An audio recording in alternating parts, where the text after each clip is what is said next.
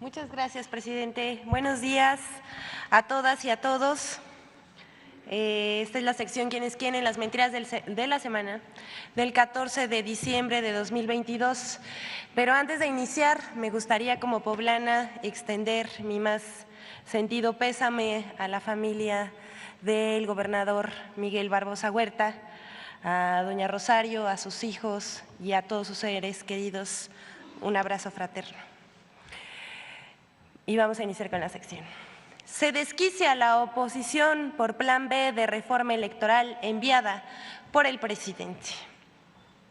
En radio, televisión y prensa escrita, así como en canales de YouTube y periódicos digitales, sigue a todo la campaña emprendida para difundir mentiras en torno a la reforma electoral enviada por el presidente Andrés Manuel López Obrador al Congreso de la Unión.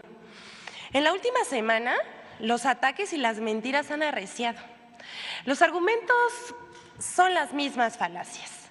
Que si el Poder Ejecutivo quiere secuestrar un organismo autónomo, que el plan B de la reforma era una venganza hecha con el hígado, como dijo Sergio Sarmiento en Reforma, que si la reforma busca allanar el camino a una reelección o a una elección de Estado, como publicó en el Financiero Enrique Cárdenas. También una misión electoral de la OEA acusó falsamente al presidente López Obrador de querer modificar el árbitro electoral independiente. Y bueno, ya sabemos, por ejemplo, Ciro Murayama declaró que la reforma es una venganza política. También miembros de la oposición y el diario Reforma acusaron de inconstitucional la reforma electoral. Pero ya Lorenzo Córdoba fue más allá, quien es consejero del INE y quien también tiene eco de algunos como Julen Renmentería, Emilio Álvarez y Casa y por supuesto Claudio X González, quienes insistieron en que se pone en riesgo la democracia. Todos así al unísono repiten el mismo discurso. Mauricio Merino mintió al afirmar que con el recorte el personal del INE en el territorio sería sustituido, escúchelo bien, por personas de Morena. Ya, o sea, no tienen límites, eso por supuesto que es falso. Todos los días se publican mentiras sobre la reforma electoral, pero no se tocan los temas de fondo que los ciudadanos deben conocer, como por ejemplo la reducción de recursos en el costo de las elecciones por 6,000 millones de pesos y del aparato administrativo del INE sin afectar sus tareas sustantivas. Aquí mostramos en la pantalla una gráfica de cómo es más caro el voto en México que en otros países de América Latina. Por ejemplo, vemos, esto está en dólares. En México cuesta $7.61 y en países como Chile y Colombia cuesta menos de $1. Sin embargo, eso no se dice y los diarios prefieren publicar en sus portadas, como estamos viendo aquí en la pantalla, mentiras un día sí y al otro también. Vean, nada más les pusimos aquí en la pantalla más o menos 2 semanas de cobertura con lo que tiene que ver de la reforma electoral y no solamente fueron portadas, sino también fueron notas periodísticas, columnas de opinión, editoriales en radio y televisión, pero para eso vamos a mostrarles en este momento un video de cómo se editorializa en los medios y se fija una postura. Esto por supuesto que sin datos, sino con descalificaciones que se propagan con la intención de confundir a los ciudadanos.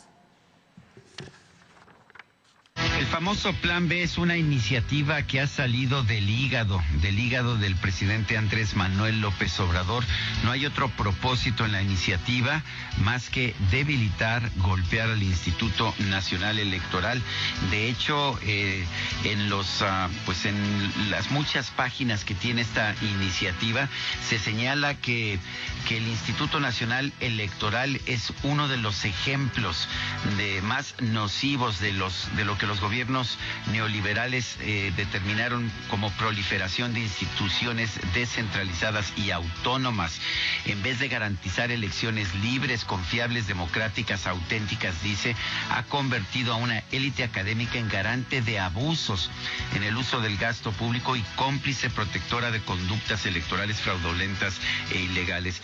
Bueno, pues si fueron tan fraudulentas las elecciones realizadas por el INE, ¿cómo es posible entonces que aceptemos el resultado de las elecciones de 2018 y de 2021 en que ganó Morena? López Obrador se quiere apoderar del INE. López Obrador quiere ser él quien determine quién va a ser el próximo presidente o presidenta de México y no los ciudadanos, que no seamos nosotros.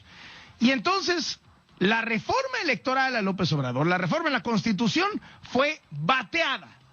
Revivió la alianza opositora, PAN, PRI, PRD, juntos otra vez, batean con MC también, batean la reforma constitucional electoral de López Obrador, pero luego ya tenía López Obrador su plan B, que de todas maneras le pega al INE, porque ese es el objetivo de fondo de López Obrador. Él no quiere un árbitro imparcial. López Obrador advirtió desde el lunes que al INE sí lo iba a tocar. Yo creo que si la reforma mataba al INE, la constitucional, esta lo quiere dejar inválido. Así de grave es. Es decir, está vivo el INE, no pudieron acabar con un instituto que en la Constitución aparece como autónomo, pero le están cortando las piernas, las manos, y eso puede comprometer las funciones que tiene que realizar el Instituto Nacional Electoral. Oiga, señor Claudio, aprovechando que lo tenemos aquí nada más, hay una de las cosas que se señala que de alguna manera usted ha encabezado este movimiento ante la evasión de impuestos de sus empresas. Es una versión que públicamente usted nunca ha aclarado y estaría bueno que ya que está aquí, pues lo aclare a las cámaras, por favor. ¿Podría? Sin comentario y por favor cheque bien sus fuentes. Yo no soy empresario, soy activista social. Gracias. En efecto, estamos ante una reforma que genera un profundo daño al Instituto Nacional Electoral y sobre todo a los derechos que el INE está destinado a garantizar, como son pues elecciones, estándares constitucionales imparciales, dando toda la garantía a los ciudadanos. Ahora se desaparecen. No tenemos un problema electoral, pero sí tenemos un personaje que lleva 16 años diciendo que el INE hace fraudes. Ese personaje fue un candidato derrotado a la presidencia 2 veces y hoy es el presidente de la República. Y no paró de repetir que el INE hace fraudes y, por cierto, pocas voces salieron a hacerle frente, Ciro. Y ahí están las consecuencias, ahí están los resultados, ¿no? También de debates que no se dieron en su momento. Bueno, se los dejamos para que ustedes juzguen y vamos con la siguiente. The Washington Post publica reportaje con mentiras sobre supuesta destrucción de tesoros arqueológicos en un tramo del Tren Maya. Ya lo había mencionado el presidente Andrés Manuel López Obrador hace un momento y en este momento la vamos a desmentir. El diario estadounidense The Washington Post pidió a través de su corresponsal Kevin Schiff documentara la labor de campo del INAH en el proyecto del Tren Maya, lo cual ocurrió, pues el INAH le proporcionó información de los frentes de excavación, de los procesos de investigación, vinculando al salvamento arqueológico en el Tren Maya. Todas las facilidades. 6 meses después, The Washington Post publicó un reportaje con el título "Destruyendo tesoros mayas para construir un tren turístico", lo cual es absolutamente falso. Sorprende la falta de ética y veracidad por incluir datos erróneos, imprecisos o mal interpretados, por falsear declaraciones, por omitir información relevante y sobre todo por revelar una posición parcial, tendenciosa y prejuiciada que sin miramientos descalifica el arduo trabajo realizado por profesionales de reconocida trayectoria y prestigio en su ámbito de conocimiento. Una verdadera falta de respeto. Vamos por partes. En el caso del Tren Maya, el salvamento se basa en una metodología que emplea recursos tecnológicos de vanguardia para responder con mayor eficiencia al reto de investigar y proteger los monumentos arqueológicos localizados en el trayecto del sistema ferroviario, es decir, los 7 tramos. Contrario a lo que afirma The Washington Post, la clasificación se basa en una metodología innovadora y en los más altos estándares de calidad internacionales para la intervención y diagnóstico de patrimonio en obras de infraestructura. El INAH, el Fondo Nacional de Fomento al Turismo, la FONATUR, y la Secretaría de la Defensa Nacional, además de los consorcios constructores, han realizado las modificaciones necesarias al proyecto del tren para garantizar la preservación del patrimonio arqueológico. Gracias a estos trabajos de salvamento se han recuperado información valiosísima y se han obtenido relevantes hallazgos, los cuales han sido salvaguardados con técnicas de protección aprobadas por el Consejo de Arqueología del INAH. Y han quedado registrados con tecnología de punta que permitirá a los especialistas su estudio durante las próximas décadas. Los bienes muebles recuperados se encuentran resguardados y actualmente son estudiados y restaurados por especialistas del proyecto. En el proyecto del Tren Maya, por primera vez en México,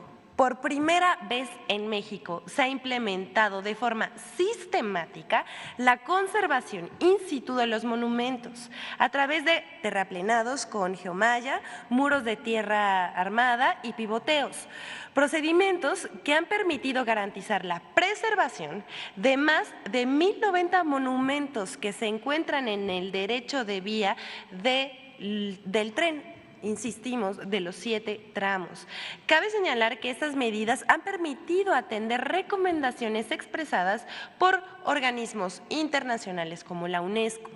Asimismo, únicamente en 7 casos se han implementado medidas excepcionales para reubicación de monumentos. Queremos reiterar esta mañana, el Tren Maya respeta el medio ambiente y el patrimonio arqueológico de la cultura maya. Se han preservado 31,306 bienes inmuebles, cimientos, basamentos y albarradas, más de 1,000 cuevas y cenotes, más de 700,000 fragmentos de cerámica, 463 osamentas y 576 vasijas. Además, se invierte en mejorar 26 zonas arqueológicas y crear 9 centros de atención a vigilantes.